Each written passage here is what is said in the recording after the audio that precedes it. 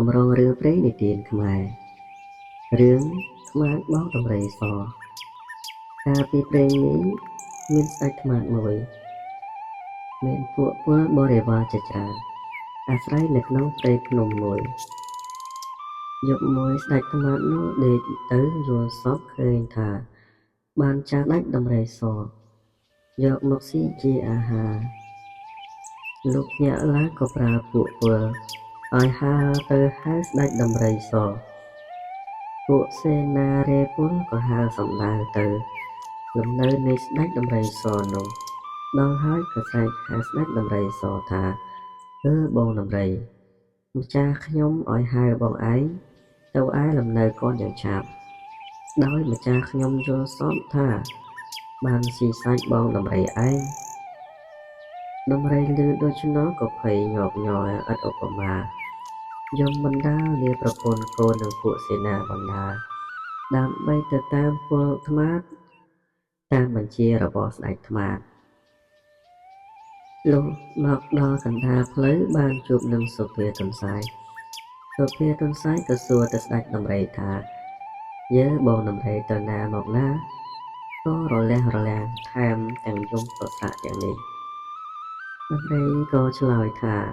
បងសុភាអើយស្ដេចថ្មាតគេយល់សពឃើញថាគេបានស៊ីសាច់ខ្ញុំឥឡូវនេះខ្ញុំទៅឲ្យគេស៊ីខ្ញុំហើយទន្សាយឆ្លើយថាបងដំរីរូបពន្ធមកឯងម្ដេចក៏សុខចិត្ត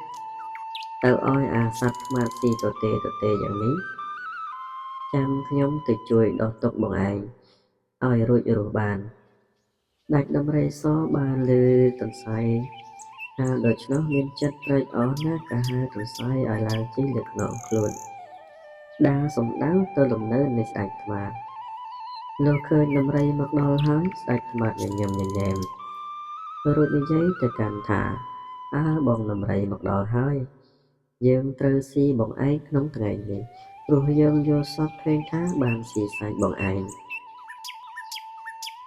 នៅពេលដែលដំរីជួបនឹងស្ដេចថ្មាតនោះទន្សាយធ្វើពុតជាដេកលក់នៅលើខ្នងដំរីស្ដេចថ្មាតក៏ស្រែកទៅកាន់ទន្សាយថាណែបងសុភាមកដេកអីនៅលើខ្នងដំរីដូច្នេះចុះចេញឲ្យឆាប់យើងនឹងស៊ីដំរីឥឡូវនេះទន្សាយឆ្លើយថាឈប់កុំអាលសិនបងនិយាយជាមួយដំរីដោយមិនដាច់ខ្លះអំបញ្ញមិញ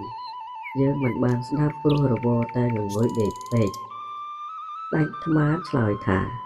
យើងយល់សពឃើញថាស៊ីសាច់ដំរីសទន្សាយថាមែន